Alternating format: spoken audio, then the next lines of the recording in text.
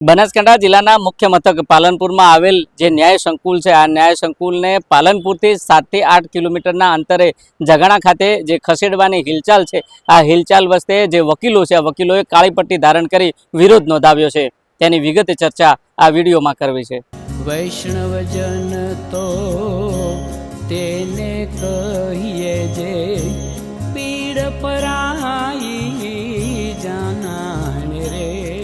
નમસ્કાર, હું છું દિનેશ ઠાકોર। નવજીવન ન્યૂઝમાં આપનું હાર્દિક સ્વાગત છે। વાત બનાસકાંઠા જિલ્લાની છે। બનાસકાંઠા જિલ્લાના મુખ્ય મથક પાલનપુરમાં જિલ્લા કલેક્ટર, જિલ્લા પોલીસ, જિલ્લા પંચાયત સહિત અનેક કચેરીઓ છે, એ બનાસકાંઠા જિલ્લાના મુખ્ય મથક પાલનપુરમાં આવેલી છે। અને આ કચેરીની સાથે જે મુખ્ય ન્યાય સંકુલ છે, આ ન્યાય સંકુલ પણ પાલનપુરમાં આવેલું છે। અને આ ન્યાય સંકુલ પાલનપુરથી 8 કિલોમીટરના અંતરે આવેલું જે જગાણા ગામ છે, આ જગાણા ગામે જે ખસેડવાની જે હલચલ છે, આ હલચલને લઈને આજે જે વકીલ મંડળ છે, આ વકીલ મંડળ મેદાને આવ્યું છે। વકીલ મંડળનું કહેવું છે કે જે પ્રકારે તમામ જે કચેરીઓ છે, આ કચેરીઓ બનાસકાંઠા જિલ્લાના મુખ્ય મથક પાલનપુરમાં આવેલી છે, જેથી કરીને જે તમામ લોકો છે, આ લોકો જે સરકારી સેવાઓ હોય, જે સગવડો હોય એ લેવા માટે જિલ્લાના મુખ્ય મથક પાલનપુરમાં આવતા હોય છે।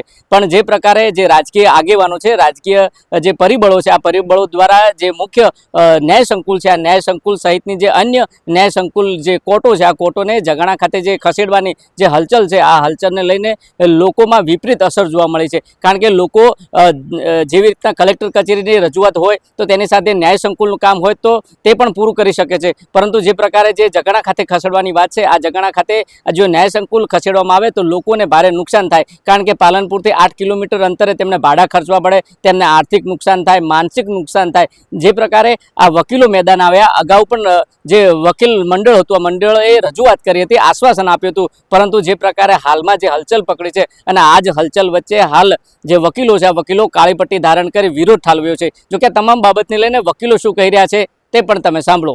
પાલનપુરની કોર્ટને જગાણા ખાતે ખસેડવાનો જે નિર્ણય છે કોઈ પણ રીતે યોગ્ય નથી।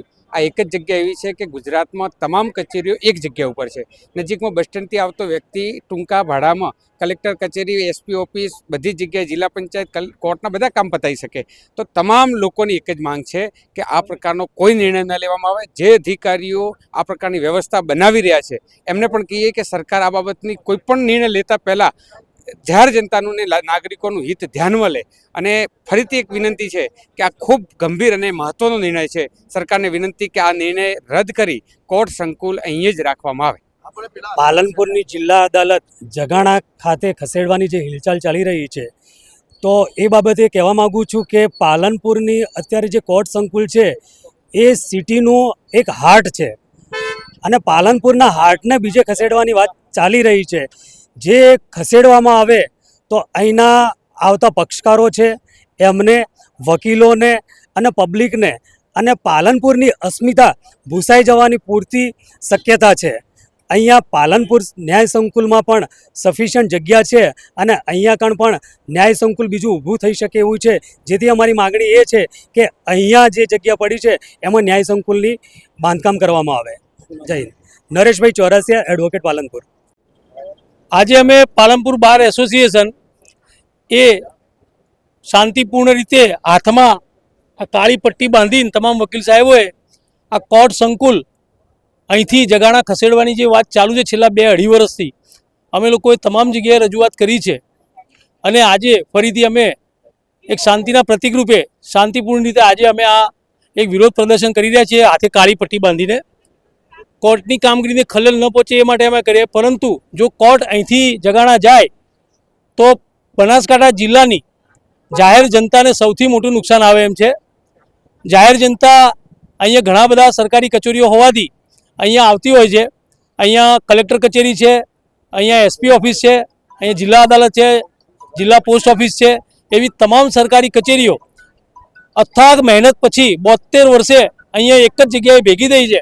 હજુ એ બધી કચેરીઓ અહીં ભેગા થયા અને જૂજ વર્ષ થયા છે, પરંતુ કોઈને કોઈ કારણોસર, ચાહે રાજકીય બાબતો હોય કે બીજી કોઈ પણ બાબતો હોય, પરંતુ આ કોર્ટને કોઈને કોઈ પ્રકારે અહીંથી ત્યાં ખસેડવાની વાતચીત ચાલી રહી છે।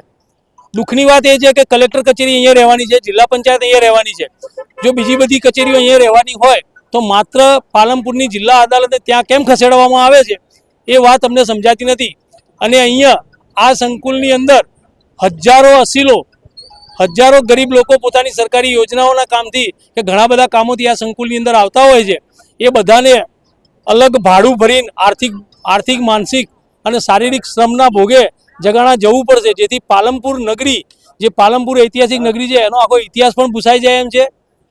રાજકીય રીતે જોવા જઈએ તો જગાણા એ સાબરકાંઠા કે પાટણ લોકસભાની અંદર આવે છે. બીજું નગરપાલિકાની હદમાંથી ગ્રામ પંચાયતની હદમાં જાય છે. આવી ઘણી બધી બાબતો છે. હજુ એક બાબત એ પણ કહું કે અત્યારે વાવ-થરાદ જિલ્લો અલગ બની ગયો છે, તો એનું મહેકમ પણ ઘટ્યું છે.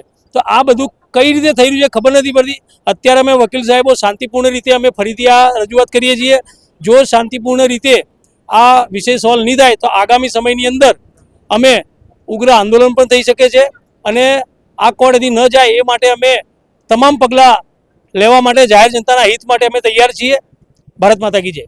તમે જો તે પ્રકારે વકીલોનું કહેવું છે કે જિલ્લાના મુખ્ય મથકમાં કલેક્ટર કચેરી, એસપી કચેરી, જિલ્લા પંચાયત કચેરી, અન્ય જે કચેરીઓ છે આ કચેરીઓ જિલ્લાના મુખ્ય મથક પાલનપુરમાં આવેલી છે, અને જે પ્રકારે હાલમાં જે ન્યાય સંકુલ કચેરી છે અને જે ઇમારત છે, ઇમારતને કોઈ પણ પ્રકારનું નુકસાન નથી, છતાં પણ આ જે ખસેડવાની જે હલચાલ છે, હલચાલ વચ્ચે લોકોને નારાજગી વ્યક્ત કરી છે. કારણ કે જિલ્લાના મુખ્ય મથકમાં જે કચેરીઓ આવેલી છે, આ કચેરીની કામ સાથે જો કોર્ટનું કામ હોય તો લોકોને સ્થળ ઉપર પ્રાપ્ત થઈ શકે છે, સ્થળ ઉપર તેમનું કામ થઈ શકે છે.